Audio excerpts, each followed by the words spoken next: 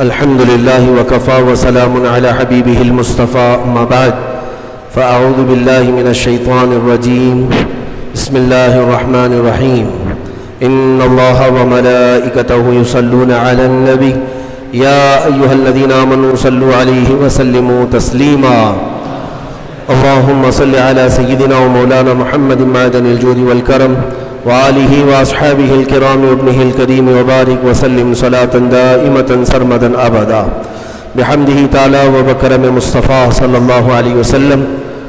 آج کی اس دوسری شب میں ہم نے قرآن عظیم کی سورہ بقرہ کی تلاوت مکمل کر لی ہے، یعنی تقریباً 2.5 پارے ہمارے ہو چکے۔ اللہ تبارک و تعالی اسی طرح مکمل قرآن عظیم تجوید کے ساتھ تلاوت کرنے اور آپ سب کو سماعت کرنے کی توفیق عطا فرمائے۔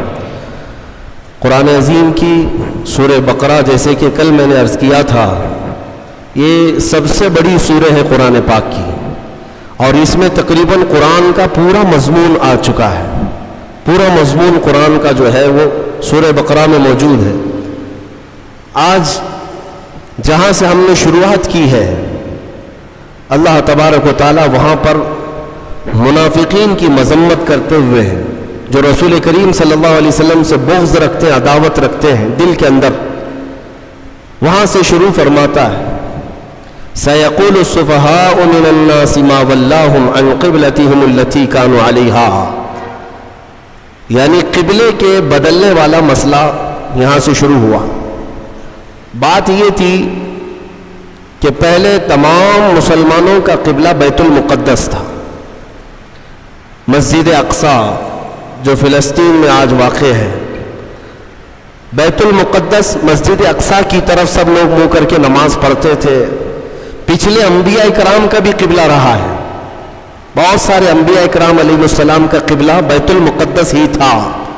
خود رسول کریم صلی اللہ تعالی علیہ وسلم بھی بیت المقدس کی طرف منہ کر کے ہی نماز پڑھتے رہے، جب تک مدینہ طیبہ میں ہجرت کر کے پہنچے، اور وہاں پر بھی 17 مہینے تک حضور پاک صلی اللہ علیہ وسلم مسجد اقصی بیت المقدس کی طرف منہ کر کے نماز پڑھتے رہے۔ لیکن ایک وقت ایسا آیا میرے عزیزوں، رسول کریم صلی اللہ تعالی علیہ وسلم ظہر کی نماز پڑھا رہے تھے صحابہ کو۔ میں توجہ چاہتا ہوں، مدینے میں دونوں قبلوں کا جو رخ ہے بالکل اپوزٹ ہے۔ بیت المقدس اس طرف ہے، خانہ کعبہ اس طرف ہے، دونوں اپوزٹ سائیڈ میں ہیں، دو قبلے۔ آج ہم کس طرف منہ کر کے نماز پڑھتے ہیں؟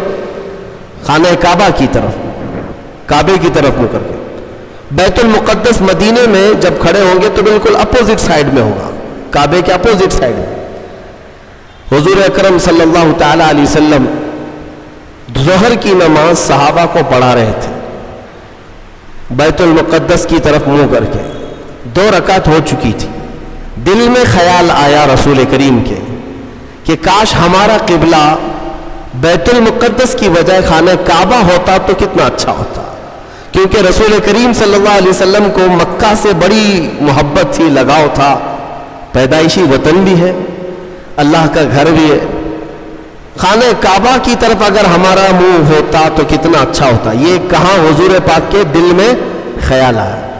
اور اس خیال کے آتے رسول کریم صلی اللہ علیہ وسلم اپنا چہرہ آسمان کی طرف اٹھا رہے تھے، کبھی آسمان کی طرف دیکھتے اور پھر نماز پڑھاتے۔ 2 رکعت ہو چکی ہے، اور جب رسول کریم صلی اللہ علیہ وسلم کا چہرہ آسمان کی طرف اٹھا، فوراً جبرائیل امین آیت لے کر نماز میں ہی داخل ہوئے، نازل ہوئے۔ کیا آیت تھی جس کی آج ہم نے تلاوت کی ہے؟ فرماتا ہے مولا قد نرا تقلب وجهك في السماء، اے محبوب ہم آپ کا چہرہ اٹھانا دیکھ رہے ہیں، آسمان کی طرف آپ جو چہرہ اٹھا رہے ہیں آپ، وہ ہم دیکھ رہے ہیں۔ اللہ فرماتا ہے فَلَنُوَلِّيَنَّكَ قِبْلَةً تَرْضَاهَا، ہم آپ کو اسی طرف پھیر دیں گے جہاں آپ کی مرضی ہوگی، ہم آپ کو اسی طرف پھیر دیں گے، اسی طرف آپ کا قبلہ بنا دیں گے جہاں آپ کی مرضی ہوگی۔ خدا کی رضا چاہتے ہیں دو عالم، اور خدا چاہتا ہے رضا محمد۔ اعلیٰ حضرت یہ فرماتے ہیں ساری دنیا کس کی رضا چاہتی ہے؟ اللہ کی، اور اللہ کس کی رضا چاہتا ہے؟ خدا چاہتا ہے رضائے محمد، اے محبوب تم راضی ہو، آپ کی مرضی جس طرف ہوگی ہم آپ کو اسی طرف پھیر دیں گے۔ اتنی بات ہی نہیں، اس کے فوراً بعد جو آیتیں آپ تلاوت کریں گے قرآن پاک سورہ بقرہ میں دوسرے پارے کا پہلا صفحہ جب آپ پڑھیں ترجمے سے پتہ چلے گا آپ کو، یہ آیتیں تو آئی، اے محبوب ہم آپ کا آسمان کی طرف چہرہ اٹھانا دیکھ رہے ہیں، ہم آپ کو اسی طرف پھیر دیں گے جہاں آپ کی مرضی ہوگی۔ اس کے فوراً بعد آیت آتی ہے فَوَلِّ وَجْهَكَ شَطْرَ الْمَسْجِدِ الْحَرَامِ، دیر کس بات کی محبوب، ابھی اسی حالت میں آپ قبلہ بیت المقدس کی بجائے کعبے کی طرف کر لیں، بیت المقدس کی بجائے کعبے کی طرف ابھی کر لیں نماز کے حالت میں۔ حکم نماز کے حالت میں ہوا، اور رسول کریم صلی اللہ علیہ وسلم 2 رکعت کے بعد پھر گئے بیت المقدس سے کس طرف؟ خانہ کعبہ کی طرف۔ بالکل اپوزٹ ڈائریکشن ہے دونوں بھی، میں آپ کو بتا رہا ہوں، پیچھے صحابہ کی جماعت ہے، میں اگر آپ کی طرف گھوم جاؤں تو مقتدیوں کا آمنا سامنا نہیں ہوگا، امام پیچھے ہو جائے گا، مقتدی آگے ہو جائیں گے۔ ایک روایت میں ہے رسول کریم صلی اللہ تعالیٰ علیہ وسلم چل کر کے ان صفوں میں سے بیچ میں سے آگے گئے، اور صحابہ نے جب دیکھ لیا حضور کا چہرہ اس طرف تو پوچھا نہیں کیوں، سبوں نے اسی طرف کر لیا۔ دین اسی کا نام ہے جس طرف رسول کا چہرہ ہے، یہ پوچھنے کی ضرورت نہیں کہ آقا اب تک یہاں تھا اب یہاں کیوں، کسی صحابی نے پوچھا نہیں، سبوں نے اس طرف منہ کر لیا۔ نماز کے عالم میں پوچھ تو نہیں سکتے، لیکن جب رسول کا چہرہ دیکھا، میرے عزیزو یہی تو اصل دین ہے۔ اقبال کہتا ہے بمصطفیٰ رساں خیش کے دی ہم اوست، اپنے آپ کو نبی کے قدموں تک پہنچا دے، دین یہی ہے۔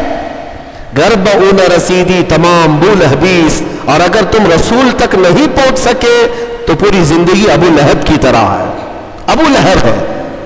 حضور تک پہنچ جانا یہی دین ہے، اور صحابہ اس کو سمجھتے تھے۔ حضور کا چہرہ اس طرف ہوا تو سب صحابہ گھوم گئے۔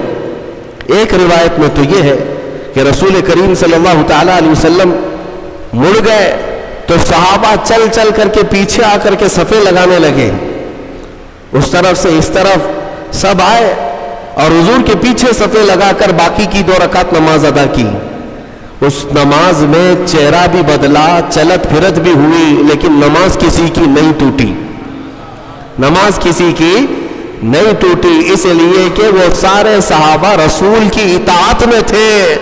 یہاں تک کہ حکم ہے میرے عزیزوں، لوگ توحید کے نام پر آج کچھ سعودی ایسے گمراہ کرتے ہیں کہ رسول کا خیال آنا بھی نہیں چاہیے نماز میں، نعوذ باللہ۔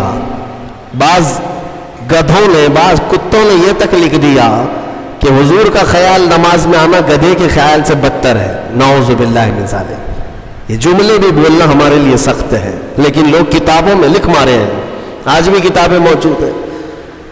صحابہ کو تو دیکھو، ایک صحابی نماز پڑھ رہے تھے، حضور نے بلایا ان کو نام لے کر، وہ نماز پڑھتے رہے، میرے آقا نے پھر بلایا، وہ نماز پڑھ رہے تھے، پھر سلام پھیر کر دوڑے دوڑے آئے، یا رسول اللہ آپ نے بلایا؟ حضور نے فرمایا میں تو کافی دیر پہلے بلایا تھا، اب آ رہے ہو؟ کہا آقا نماز پڑھ رہا تھا۔ حضور نے فرمایا کیا تم نے قرآن کی آیت نہیں سنی؟ یا ایھا الذین آمنوا استجیبوا للہ وللرسول اذا دعاکم، اے ایمان والو اللہ اور اس کے رسول جب بلائیں تب حاضر ہو جاؤ، چاہے نماز میں ہی کیوں نہ ہو۔ فرمایا نماز میں ہی کیوں نہ ہو، حاضر ہونا ہے۔ حضور نے اگر ندا دے دی، اس صحابی نے پوچھا نماز چھوڑ کر آ جاؤ؟ سنو اب مسئلہ کیا ہے۔ فرمایا گیا کہ ہاں 2 رکعت اگر تم نے پڑھ لی، 4 رکعت والی نماز پڑھ رہے تھے عصر کی، 2 رکعت پڑھ چکے تھے یا 1 رکعت پڑھ چکے تھے، رسول نے بلایا، نماز چھوڑ کر کے چلے آئے، حضور نے پوچھا خیریت، طبیعت کیسی، ساری چیزیں بات چیت ہوئی، حضور نے بازار بھیجا، سامان لے آؤ، سودا سلف خریدو، فلاں کو دے آؤ، سب سامان دیا، خریدا، خرید و فروخت کیا، واپس آیا، فرمایا گیا جہاں سے چھوڑا تھا وہیں سے کمپلیٹ کرو، کنٹینیو کرو، پھر سے دہرانے کی ضرورت نہیں، 2 رکعت ہوئی تھی، آگے کی 2 رکعت کمپلیٹ کر لو، کنٹینیو کرو۔ کیوں؟ اس لیے کہ یہ بیچ میں جو تم جو کچھ بھی کرتے رہے یہ نماز کے باہر نہیں، یہ بھی رسول کی اطاعت ہے. بمصطفیٰ رساں خیش کے دی ہماؤس. اسی لیے اقبال نے کہا اپنے آپ کو نبی کے قدموں تک پہنچا دے، یہی دین ہے، یہی دین ہے. اب میں آپ کو بتاتا ہوں، صحابہ قبلہ بدل جانے کے بعد پوچھا کسی صحابی نے کہ یا رسول اللہ ہم تو اس طرف منہ کر کے نماز پڑھتے تھے، میں اگر آپ کے سامنے، آپ 1000 میرے چاہنے والے کیوں نہ ہو، 1000 میرے عاشق کیوں نہ ہو، مصلے سے اگر میرا منہ گھوم گیا تو سارے پکڑ کے مجھے گھمائیں گے سیدھے، امام صاحب سیدھے قبلے کی طرف ہو جاؤ. یا اگر کسی نے نہیں گھمایا تو بعد میں تو بولیں گے آپ کا قبلہ صحیح نہیں تھا، آپ اس طرف منہ کر کے پڑھ رہے تھے، قبلہ ایسے تھا. میرے عزیزو شریعت سب کے لیے ہے، لیکن رسول جو کرے وہی شریعت ہے. حضور پاک صلی اللہ علیہ وسلم اگر گھوم گئے پورے اپوزٹ ڈائریکشن میں، کسی صحابی نے پوچھا بھی نہیں، بلکہ خود بھی گھوم گئے حضور کی طرف، اور رسول کریم صلی اللہ تعالی علیہ وسلم کی اقتداء میں نماز کمپلیٹ کی. وہ ایک نماز ایسی ہے، 4 رکعت والی ایک نماز ایسی ہے، 2 رکعت بیت المقدس کی طرف منہ کر کے اور 2 رکعت خانہ کعبہ کی طرف منہ کر کے. باقی کسی کی ایسی نماز نہیں ہے. آج بھی وہ مسجد مدینہ طیبہ میں موجود ہے جس کو مسجد قبلتین کہتے ہیں، جہاں یہ قبلہ بدلا تھا، جہاں یہ آیت اتری تھی. اب جو کہنا ہے مجھے وہ یہ ہے، حضور پاک صلی اللہ تعالی علیہ وسلم کے چہرے پاک کا حال یہ ہے کہ اگر آسمان کی طرف اٹھ جائے تو قیامت تک کے لیے قبلہ بدل جائے. سوچو تو ذرا صحیح، اس چہرے پاک کا اثر یہ ہے کہ اگر اٹھ گیا آسمان کی طرف تو ہمیشہ کے لیے قبلہ بدل گیا. جس طرف اٹھ گئی دم میں دم آ گیا، اس نگاہ عنایت پہ لاکھوں سلام. حضور پاک صلی اللہ تعالی علیہ وسلم کے چہرے پاک کے بارے میں تم سمجھ رہے ہو، قبلہ جب مسلمانوں کا قیامت تک کے لیے بدل سکتا ہے تو ایک بار وہ چہرہ اگر ہم سب کی طرف ہو جائے. میرے آقا آؤ کہ مدت ہوئی ہے، تیری راہ میں اکھیاں بچھاتے بچھاتے بڑے دن ہوئے ہیں، تیری حسرتوں میں تیری یادوں میں بڑے دن ہو گئے گھر کو سجاتے سجاتے. اے مومنوں تمنا یہ کرو حضور کی بارگاہ میں ہمیشہ کہ وہ چہرے جمال جہاں آرا ایک بار نظر آ گیا تمہیں تو تمہارا یہ ادھر ادھر کا قبلہ بدل جائے گا، پھر تمہارا قبلہ اسی محبوب دو جہاں کی طرف ہوگا. ہمارے دلوں کے قبلے کو بدلنا بھی یہ میرے حبیب پاک صلی اللہ علیہ وسلم کا اثر ہے. اب منافقین جو ہے بات بنانے لگ گئے. میں یہاں پر ایک اور نقطہ عرض کر دوں. صحابہ کا حال یہ تھا کہ انہوں نے کسی نے پوچھا نہیں 2 رکعت ادھر اور 2 رکعت ادھر کیوں، بلکہ صحابہ جانتے تھے کہ جو رسول کرے وہی دین ہے، وہی شریعت ہے. ایک صحابی سے پوچھا حضور پاک صلی اللہ تعالی علیہ وسلم ظہر کی نماز میں قرات کرتے تھے کہ نہیں کرتے تھے؟ حضور ظہر کی نماز میں قرات کرتے تھے. آپ سب کو معلوم ہے نا 3 نمازیں جہری ہیں، 2 نمازیں سری ہیں. فجر مغرب عشاء اس میں زور سے قرات کرتے ہیں امام، ہے نا؟ اور ظہر اور عصر میں زور سے نہیں کرتے، خاموش. لیکن کرتے ہیں کہ نہیں کرتے تم کو کیا معلوم؟ خاموش کھڑے رہتے نا امام. تو آپ کو پتا ہے پیچھے صفوں میں کھڑے رہتے امام صاحب پڑھتے بھی ہیں کہ نہیں پڑھتے، کسی کو نہیں پتا. اب حضور پاک صلی اللہ علیہ وسلم ظہر کی نماز میں آہستہ ہی صحیح کچھ پڑھتے تھے کہ نہیں پڑھتے تھے؟ ایک صحابی سے پوچھا گیا. اس صحابی نے کہا ہاں رسول اللہ تلاوت کرتے تھے. کہا سنائی دیتا تھا؟ کہا نہیں. کیسے پتا؟ وہ صحابی کہتے ہیں میں پیچھے صف میں کھڑا رہتا اور حضور کے چہرے کی طرف دیکھتا، آپ کی داڑھی مبارک ہلتی رہتی تھی. داڑھی مبارک ہلتی رہتی تھی، اس کا مطلب یہ ہے کہ میرے آقا نماز میں خاموش نہیں تلاوت کیا کرتے تھے. اے میرے عزیزوں ان صحابہ سے پوچھو نماز میں تمہیں کعبے کی طرف دیکھنا چاہیے یا رسول کے چہرے کی طرف؟ ان صحابہ کی ترجمانی اگر کہیں سے ملتی ہے تو بریلی کے امام کی زبان میں وہ کہتا ہے حاجیوں آؤ شہنشاہ کا روضہ دیکھو. کعبہ تو دیکھ چکے، کعبے کا काबा देखो, काबे का काबा देखो। सहाबा जो देखते थे वो क्या था? काबे का काबा था, और वो उनकी नमाजें नहीं टूटती थी।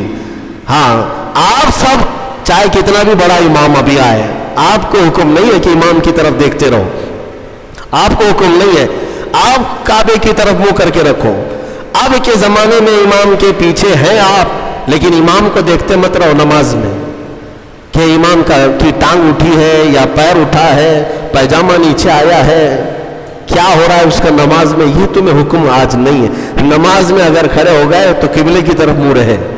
सहाबा इकराम का हाल ये था कि वो अपने रसूल को देखा करते। इतना ही नहीं मेरे अजीजों, इतना ही नहीं, एक और बात मैं बता दूं। आज मदीना तैयबा में अगर आप जाएंगे, अल्लाह सबको हाजिरी नसीब फरमाए।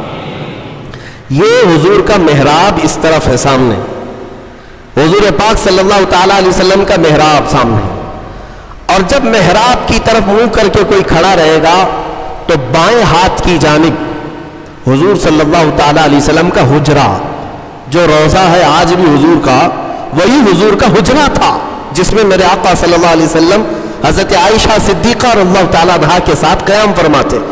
वो हुजरे आयशा सिद्दीका है जिसमें मेरे आका दफन है। आज कहाँ है वो? ये सामने मेहराब, और इधर बिल्कुल बाएं साइड में हुजरा है हुजूर का, दरवाजा भी उसका वही था।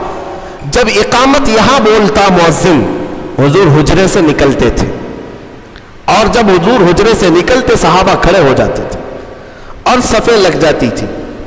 अंदाजा करो, किबला इधर है और हुजूर का हुजरा इधर है, बाएं जानिब। हुजूर अकरम सल्लल्लाहु ताला अलैहि वसल्लम की वफात से चंद दिनों पहले की बात, यह आखिरी अय्याम है जाहिरी जिंदगी के, जब रसूल करीम सल्लल्लाहु ताला अलैहि वसल्लम अलालत में थे, तकलीफ बहुत ज्यादा थी, बुखार की शिद्दत थी, 1 महीने तक बुखार की शिद्दत रही, सफर के महीने में। इन दिनों में बाज मर्तबा ऐसा हुआ, हुजूर अकरम सल्लल्लाहु ताला अलैहि वसल्लम अपने हुजरे से निकलते तो 2 सहाबा के कंधों पर हाथ रख करके आते थे। तकलीफ की शिद्दत थी, लेकिन फिर भी मस्जिद में आ जाते थे। लेकिन आपकी वफात से चंद दिन पहले ऐसे हालात पेश आए कि हुजूर अपने हुजरे से बाहर नहीं आते थे। सहाबा की नमाजें कौन पढ़ाता था? हजरत अबू बकर सिद्दीक पढ़ाते थे। मुसल्ले पर आप पढ़ते, नमाजें आप पढ़ाते। 17 नमाजें हजरत अबू बकर सिद्दीक ने पढ़ाई। एक रिवायत में पढ़ता हूं तो आंखें भीग जाती। मगरिब की अजान हो चुकी, सफ़े लग चुकी, मुअज्जिन इकामत बोल चुका, हजरत अबू बकर सिद्दीक मुसल्ले पर जा चुके, तकबीर बांध लिए। अचानक हुजूर का हुजरा खुल गया। कई दिन से मेरे आका आए नहीं थे। जैसे हुजरा खुला, सारे सहाबा मुड़ करके मेरे आका की तरफ देखने लग गए। किबले की तरफ नहीं, हुजरे की तरफ सब मुड़ गए। और जब रसूल करीम सल्लल्लाहु ताला अलैहि वसल्लम के चेहरे पाक की चमक देखा, सारे सहाबा के दिलों में ऐसी रिक्कत तारी हो गई, उनकी आवाजें बुलंद हो गई। बाज ने हाथ पर आवाज मार मार करके कहा, अबू बकर पीछे आ जाओ, आफताब रिसालत आ चुके हैं, रसूल करीम सल्लल्लाहु ताला अलैहि वसल्लम आ चुके। मैं ये नमाज की हालत की बात कर रहा हूं, नमाज की हालत। सहाबा जानते थे कि रसूल की रजा ही ये अल्लाह तक पहुंचने का जरिया है। अगर रसूल को राजी कर लिया तो सारी इबादतें हैं, और अगर वो राजी ना तो सारी इबादतें फजूल हैं। सहाबा इकराम रिज़वानुल्लाहि ताला अलैहिम अजमईन ने जब आवाज लगाई तो वो अबू बकर सिद्दीक मुसल्ले पर जो है, मेरे अजीजों, मुसल्ले पर जा चुका इमाम, तकबीर बांधा हुआ इमाम, जब आवाज आई पीछे से तो वो खुद भी बाएं जानिब मुड़कर देखते हुए पीछे की तरफ आने लग गए। नमाज तोड़ करके नहीं, रकात बांध करके पीछे की तरफ आने लग गए। रसूल करीम सल्लल्लाहु ताला अलैहि वसल्लम जब तशरीफ लाए तो मुसल्ले पर मेरे आका सल्लल्लाहु ताला अलैहि वसल्लम को बिठाया गया। ये कैसी नमाजें थी, कैसी नमाज। हम और आप अगर हरकत भी करें तो नमाज टूट जाए, नमाज बातिल हो जाए, फासिद हो जाए, लेकिन रसूल के लिए अगर चेहरा फिर भी गया تو نماز باطل نہیں، بلکہ میں کہتا ہوں وہی تو عین نماز ہے۔ ظالمو تم کہتے ہو رسول کا خیال آنا معاذ اللہ رب العالمین، برے کلمات کہتے ہو، گدھے کے خیال سے بدتر ہے۔ ان صحابہ سے پوچھو، وہ اللہ رب العزت کی عبادت کرتے تھے لیکن رسول کے چہرے کو بھی دیکھا کرتے تھے۔ اس لیے میں نے کل ہی آپ کے سامنے یہ عرض کیا، قرآن کی اگر تفسیر بھی سننا ہو تو اے سنیو، شرط یہ ہے کہ دل کو محبت مصطفیٰ کا ایک عظیم مدینہ بناؤ، تبھی تمہیں قرآن کی آیتیں سمجھ میں بھی آئیں گی، تبھی تمہیں قرآن کا لطف بھی ملے گا اور لذت بھی ملے گی۔ اور حضور کو چھوڑ کر کے کچھ سننا چاہو تو پھر اندھیرا اندھیرا، کچھ نہیں ہے۔ بہرحال یہ قبلے کے تبدیل ہونے والی جو آیتیں آئیں، اس پر یہودیوں نے بہت واویلا مچایا، بہت واویلا مچا رہے، اتنے سالوں سے قبلہ تھا، نبیوں کا قبلہ تھا، انہوں نے بدل دیا، انہوں نے بدل دیا، یا آ کر کے بدل دیے، اس طرح کی باتیں آنے لگی۔ تو رب تبارک و تعالیٰ نے ابھی اپنے حبیب صلی اللہ تعالیٰ علیہ وسلم سے یہ فرمایا، آپ ارشاد فرمائیں وَمَا أَنْتَ بِتَابِعٍ قِبْلَتَهُمْ، آپ فرما دیں ان سے کہ میں تمہاری قبلے کی پیروی کرنے نہیں آیا، بلکہ رسول جو کہہ دیں گے وہی قبلہ ہے۔ عزیزان گرامی وقار، قبلے کی تبدیلی کا حکم جو آیا وہ اسی پارے میں اس کا ذکر ہے، اور اس کے بعد پورے دوسرے پارے میں کئی احکام نازل ہوئے، کئی احکام ہیں شہیدوں کے متعلق اسی آیت میں فرمایا رب تعالیٰ نے، جو اللہ کی راہ میں مارے جائیں انہیں مردہ نہ کہو، وہ زندہ ہیں، بل احیاء ولکن لا تشعرون۔ بعض لوگ ہم سے پوچھتے ہیں آپ رسول کو وفات کے بعد بھی زندہ مانتے ہیں، قرآن کی کوئی دلیل ہے آپ کے پاس؟ قرآن کی کوئی دلیل ہے؟ قرآن کی کوئی آیت ہے؟ میاں میں وہی پڑھ رہا ہوں آپ کے سامنے، وَلَا تَقُولُوا لِمَنْ يُقْتَلُ فِي سَبِيلِ اللَّهِ أَمْوَاتٌ، جو اللہ کی راہ میں مارے گئے ہوں انہیں مردہ نہ کہو۔ ہر سنی مسلمان جانتا ہے، تو سب سے پہلے یہ کہتے ہیں لوگ، ارے میاں یہ تو شہیدوں کے لیے آیت ہے۔ ہم کہتے ہیں کیٹیگری اگر آپ کو بتاؤں شہید کا مقام کب آتا ہے، اللہ تعالیٰ نے آیت میں فرمایا انعم اللہ علیہم من النبیین والصدیقین والشہداء والصالحین، چار لوگوں کا ذکر قرآن میں اللہ نے فرمایا جن پر اللہ نے انعام نازل کیا۔ نمبر 1 النبیین، انبیاء سب سے پہلا مقام ہے، والصدیقین دوسرے نمبر پر صدیق ہوتے ہیں، تیسرے نمبر پر شہید۔ تیسرے نمبر والا جب اپنی قبر میں زندہ ہو سکتا ہے تو پہلے نمبر والا کیوں نہیں زندہ ہو سکتا؟ بلکہ دوسرے نمبر پر جو صدیق ہے وہ بھی اپنی قبروں میں زندہ ہے۔ 60 ہجری ہو چکی تھی حضور کی وفات کے 50 سال بعد، 60ویں ہجری میں مدینے میں ایک سیلاب آیا، توجہ چاہتا ہوں یہ حدیث میں موجود ہے، سیلاب آیا اور پانی اتنا بھر گیا کہ مسجد نبوی میں بھی آیا۔ مسجد نبوی میں جب پانی آیا تو حضور کے حجرے میں بھی داخل ہوا، مٹی کی قبریں تھی، ایک قبر کھل گئی، قبر کھل گئی تو پیر باہر نظر آنے لگا، خوبصورت پیر، مدینے والے سب جمع ہو گئے کہ رسول اللہ کا پیر نظر آنے لگا۔ کب کی بات؟ 60ویں ہجری کی بات کر رہا ہوں، 60 ہجری حضور کی وفات کے 50 سال بعد۔ تو صحابہ بھی جمع ہوئے، اس میں پھر ایک تابعی حضرت عروہ بن زبیر رضی اللہ، وہ آگے بڑھے اور انہوں نے کہا، غور سے دیکھا، قدم کو چھوا بھی اور لوگوں سے کہا اے مدینے والوں، یہ اللہ کے رسول کا قدم نہیں، یہ عمر ابن خطاب کا قدم ہے، میں اچھی طرح سے جانتا ہوں، واللہ ہذہ لقدم عمر، قسم خدا کی یہ پیر عمر ابن خطاب کا ہے۔ اور روایت بیان کرنے والے کہتے ہیں کہ پیر کو جب چھوتے تھے تو خون اپنی جگہ سے ہٹ جایا کرتا تھا، جیسے زندوں کو چھوئے تو خون ادھر سے ادھر ہوتا ہے۔ یہ 60ویں ہجری میں کس کا پیر؟ عمر ابن خطاب رضی اللہ تعالیٰ عنہ کا، جن کے پہلو میں آرام کرنے والا زندہ ہے تو پھر اس رسول کی برکت کا حال کیا ہوگا؟ تو زندہ ہے واللہ، تو زندہ ہے واللہ، میری چشم عالم سے چھپ جانے والے، جو تم کو مردہ کہے وہ مردہ ہے واللہ، اور اے رسول پاک تم زندہ ہو واللہ، تم زندہ ہو واللہ۔ یہ ایک عقیدہ یہاں سے لے کر کے چلو۔ شہداء کی زندگی کا بھی تذکرہ آج کی تلاوت میں ہم نے حاصل کیا، اور ایک اہم چیز آج کے پارے میں ہم نے جو تلاوت کی وہ ہے حج کے احکام۔ تقریباً اس میں آ گئے الحج اشہر معلومات۔ اب رمضان کے بعد جو مہینہ شروع ہوگا وہ حج کا مہینہ ہے، شوال، ذی القعدہ، ذی الحج۔ شوال کا پورا مہینہ، ذی القعدہ کا پورا مہینہ، اور ذی الحجہ کے 10 دن قرآن کہتا ہے یہ حج کے مہینے ہیں۔ فمن فرض فیہن الحج، جس پر حج فرض ہو گیا پھر وہ کوئی گناہ نہ کرے، فلا رفث ولا فسوق ولا جدال فی الحج، زنا، خواہشات نفسانیہ، یا پھر جھگڑا، یا پھر کوئی ایسا فسق والا عمل نہ کرے، حج جس پر فرض ہو گیا۔ اب حج کس پر فرض ہوا؟ ہمارے ہاں تو یہی حال ہے کہ بیٹی کی بھی شادی ہو چکی ہو، بیٹے کی بھی ہو چکی ہو، سب کے عقیقے بھی ہو چکے ہوں، ان کے تمام کام سب ہو چکے ہوں، بال سفید ہو گئے ہوں، کمر ٹیڑھی ہو گئی، تب حج فرض ہو رہا ہے۔ میاں حج کیا فرض ہو رہا ہے؟ اس وقت تو قبر فرض ہونے والی ہے۔ ابھی حج جو ہے عمر کے اعتبار سے فرض نہیں ہے۔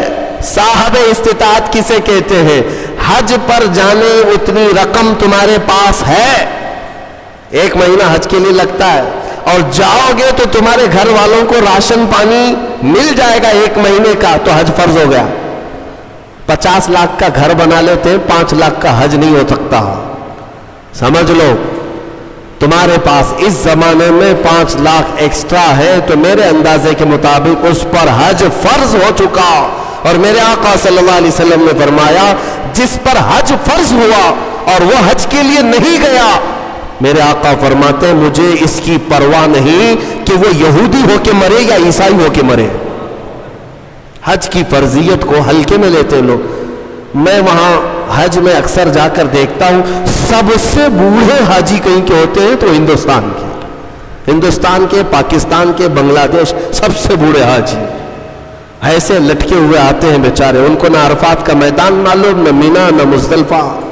احکام کیا کریں گے؟ راستے پہ بیٹھ گئے، بلاتے چلیے حاجی صاحب عرفات کا میدان وہاں اس میں ٹھہرنا فرض ہے۔ کہا نہیں بابا تھک گئے، اللہ معاف کرے گا، اللہ تو یہاں ہندوستان میں بھی معاف کرتا۔ گئے تو پیسے دے کر کے، احکام تو پورے کرنے ہی ہے۔ اگر احکام کیے بغیر تم یہ کہتے بیٹھ جاؤ تو میرے عزیزو یہ مذاق ہے۔ اسی لیے جوانی میں اگر مال آ گیا، استطاعت آ گئی تو جوانی میں حج فرض ہے۔ انڈونیشیا والوں کے بارے میں ہم نے سنا ہے حج نہیں کرتے تو ان کو لڑکی بھی نہیں دیتے ہیں، شادی کرنے سے پہلے وہاں جوان لوگ حج کر چکے ہوتے ہیں، حج نہیں تو عمرہ۔ غریب آدمی عمرہ کرے گا تو اس کو بیوی ملے گی۔ لہذا آپ میں سے جو اس طرح کے خیالات پالتے ہو کہ ابھی بہت کام باقی ہے، بعد میں دیکھ لیں گے حج، تو ان کے لیے یہ وعید ہے۔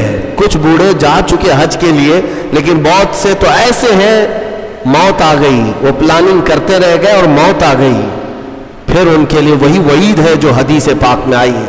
پتہ نہیں ان کا خاتمہ کس انجام کے ساتھ ہوا ہو۔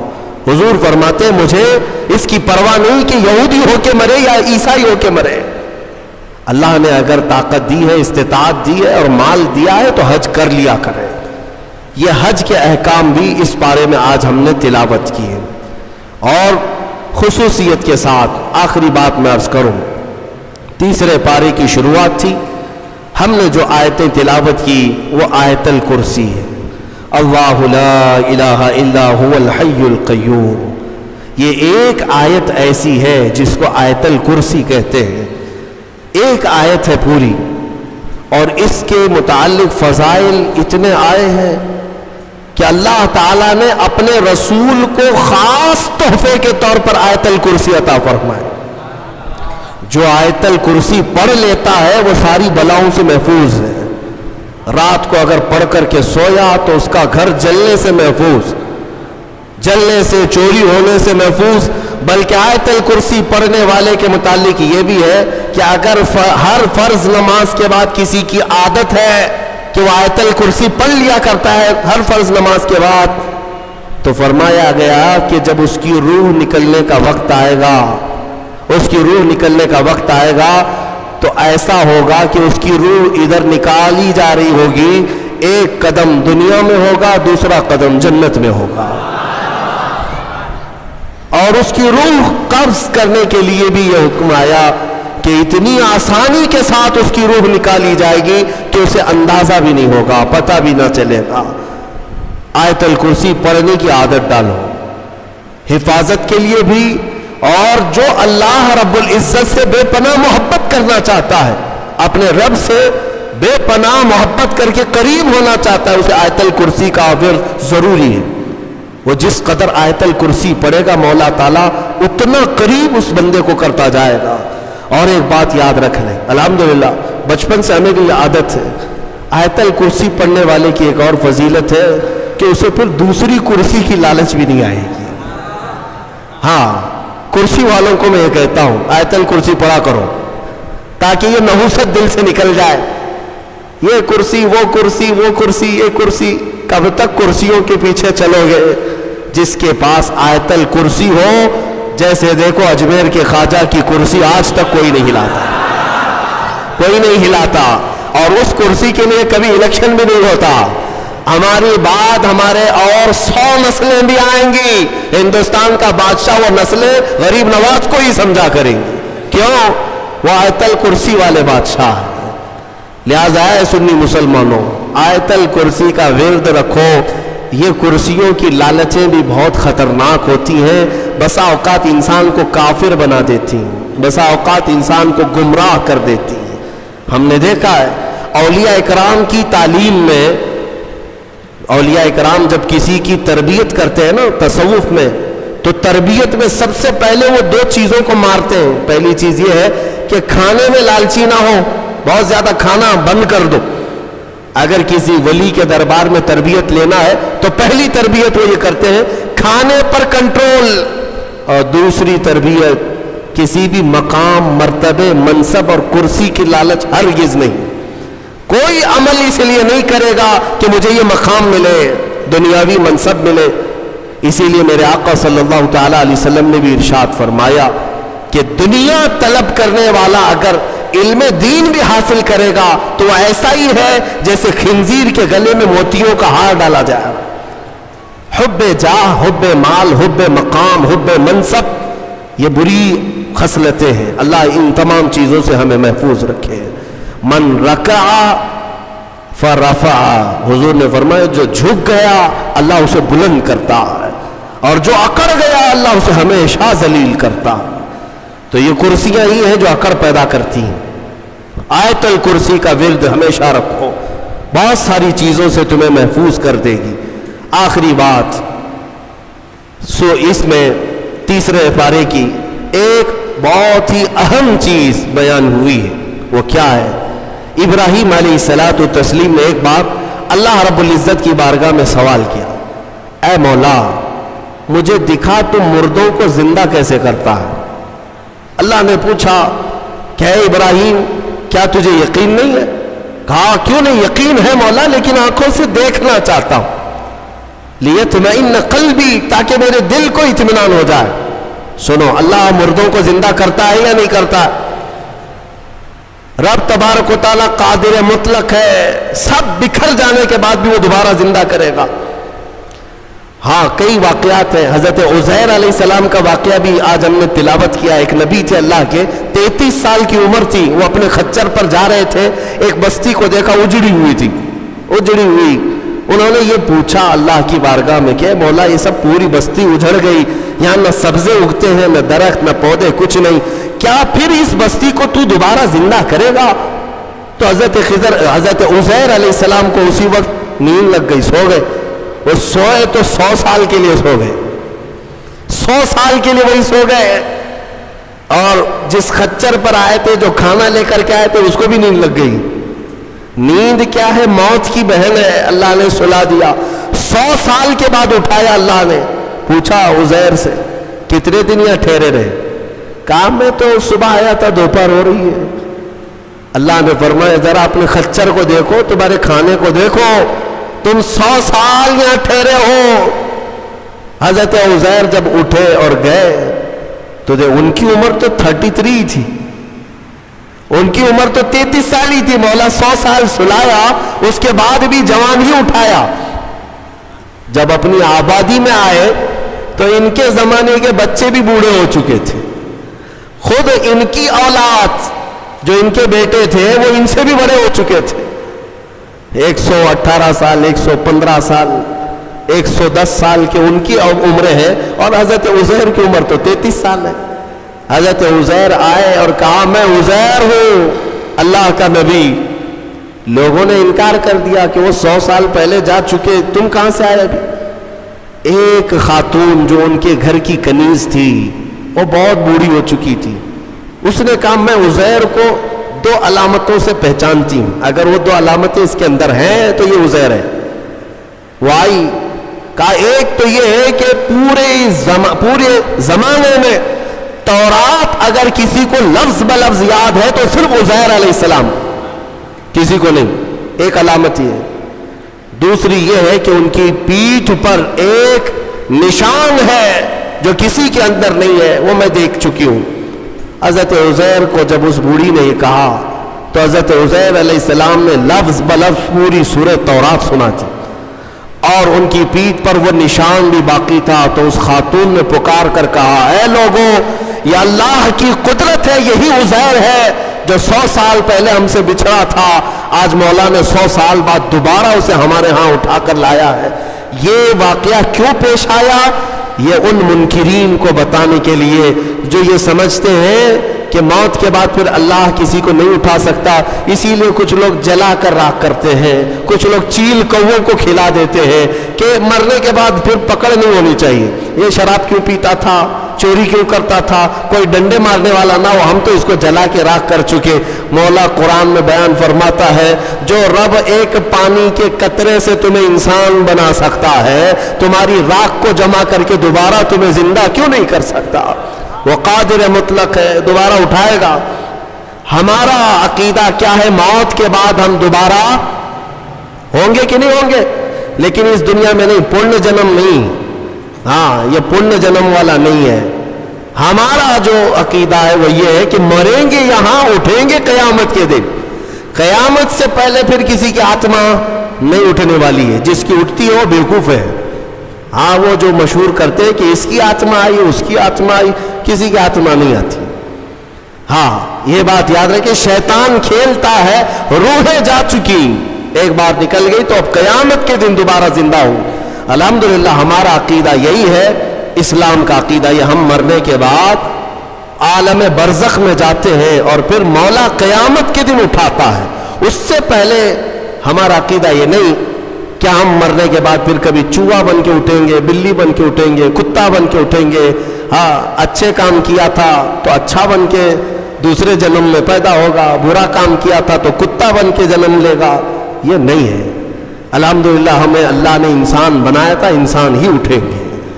ہاں کتوں والا عقیدہ مت رکھو، چوہوں والا اور بلیوں والا عقیدہ مت رکھو، ہمارا یہ عقیدہ نہیں۔ جو بات میں عرض کر رہا تھا وہ ابراہیم علیہ السلام کی۔ ابراہیم علیہ السلام نے پوچھا رب سے تو کیسے زندہ کرتا ہے مرنے کے بعد؟ تو رب نے فرمایا کیا تجھے یقین نہیں؟ کہا یقین ہے، میں آنکھوں سے دیکھنا چاہتا ہوں۔ کہا ٹھیک ہے، 4 پرندے لے لو اور ان کو ذبح کرو اور پھر ان کو قیمہ بنا دو، چاروں کا گوشت مکس کرو اور سب ملا کر کے 4 حصے کرو، ایک حصہ اس پہاڑ پر، دوسرا اس پہاڑ پر، تیسرا اس پہاڑ پر، چوتھا اس پہاڑ پر، 4 پہاڑوں پر گوشت رکھ کر کے آؤ یہ مکس قیمے کا، اور پھر اپنی جگہ پر کھڑے ہو جاؤ، ان پرندوں کے نام لے کر کے بلاؤ۔ ابراہیم علیہ السلام کو یہ پروسیس کرایا گیا۔ ابراہیم علیہ السلام نے کیا کیا لیے؟ ایک کوا لیا، توجہ چاہتا ہوں، کیا لیا؟ کوا لیا، دوسرا مرغا لیا، تیسرا کبوتر، چوتھا مور، 4 پرندے لیے، کوا، مرغا، کبوتر، مور، 4 پرندے لیے اور چاروں کو ذبح کیا، پھر ان کا قیمہ بنایا۔ गोश्त सब कीमा बनाकर मिक्स किया और 4 हिस्सों में 4 पहाड़ों पर रखकर आए, फिर अपनी जगह पर आकर के उन्हें पुकारा। अल्लाह के हुक्म से मुर्गा भी आए, कौवा भी आए, कबूतर भी आए और मोर भी आए। खुदा की कुदरत देखे वो कीमा हवा में उड़ने लगा और जिस जिस परिंदे का जो गोश्त था वो अपने अपने जिस्म में मिलने लगा, और फिर उनकी जो मुंडियां थी, मुंह, वो इब्राहिम अलैहिस्सलाम के पास थी। धर सिर्फ तन्हा उड़ता हुआ आया, अपने अपने मुंह से जुड़ गया और उड़कर चले गए। अल्लाह ने अपनी कुदरत का मुशाहिदा अपने नबी को करवाया। इब्राहिम अलैहिस्सलाम, मुर्दों को मौला कैसे जिंदा करता है ये नबी को सामने करके दिखाया गया। लेकिन सूफिया इकराम की भी एक तालीम होती है। मीर अब्दुल वाहिद बिलग्रामी रज़ी अल्लाह अन्हु सबअ सनाबिल शरीफ के मुसन्निफ फरमाते हैं, इब्राहिम अलैहिस्सलाम को ये प्रोसेस क्यों कराया गया, ये 4 परिंदे आपने क्यों लिए? सूफिया के जो नुक्ते होते हैं बड़े अहम होते हैं। मैंने 4 परिंदे कहा, याद है ना 4 परिंदे? हाँ, वो ऐसी ही नहीं है कि फॉर्मेलिटी के लिए मैंने आपके सामने गिना दिए। तवज्जो, कौवा, मुर्गा, कबूतर, मोर, यही 4 परिंदे क्यों? इब्राहिम अलैहिस्सलाम ने जो लिए। औलिया इकराम की एक जमात का कहना यह है कि असल में इन परिंदों की एक एक खुसूसियत है, एक एक खुसूसियत है। कौवे की खुसूसियत है लालच बहुत होती है इसके अंदर, लालची बहुत है, इसका पेट कभी नहीं भरता। अरे पूरे पूरे मुर्दे भैंसों पर बैठता है, उसको ऐसा लगता है कि पूरा खा जाऊंगा, लेकिन होता इतना पेट है। लालच है, बहुत ज्यादा लालच। दूसरा परिंदा है मुर्गा। मुर्गे के अंदर शहवत बहुत ज्यादा है, शहवत, औरतों की ख्वाहिश।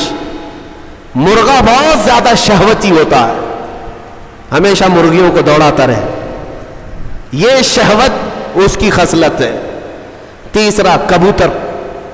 कबूतर के अंदर दोस्ती करने की आदत बहुत होती है, जल्दी दोस्त बनता है। सारे परिंदों में सबसे ज्यादा मानूस होने वाला परिंदा कबूतर है। एक दिन पाल लो उसके बाद रह ही जाता है, दोस्ती करने वाला परिंदा।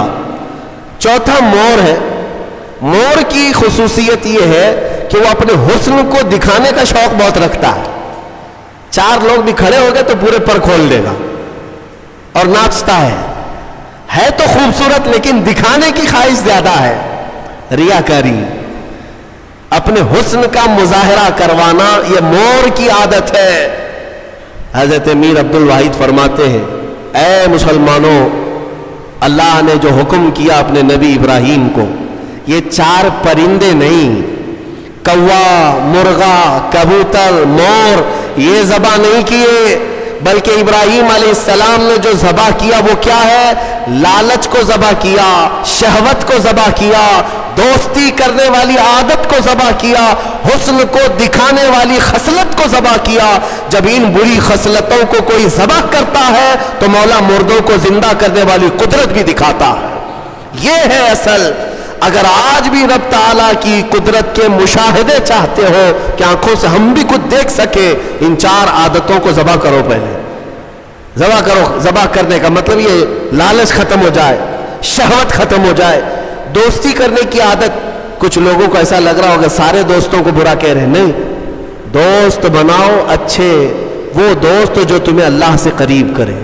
वरना कुरान में है कई लोग ऐसे होंगे जो कयामत के दिन ये पुकारेंगे। 19वें पारे की आयत है, या वैलता लैतनी लम अत्तखिज़ फुलानन खलीला, ऐ काश मैं फलां को दोस्त नहीं बनाया होता तो कितना अच्छा होता, मैं जहन्नम में नहीं जाता। कई लोग ऐसे होंगे सिर्फ दोस्ती की वजह से दोज़ख में जा रहे होंगे, दोस्ती की वजह से। तुम क्या समझते हो, अरे गैरे सबसे दोस्ती कर लेना चाहिए? दोस्त अगर किसी का बुरा है तो वो तुम्हें जहन्नम तक ले जा सकता है। इसीलिए हर अरे गैरे नत्थु खेरे से दोस्ती मोमिन की शान नहीं है। वो दोस्ती भी उससे करता है जो उसे अल्लाह से करीब करे और अपने मुस्तफ़ा से करीब करे, वो दोस्त है।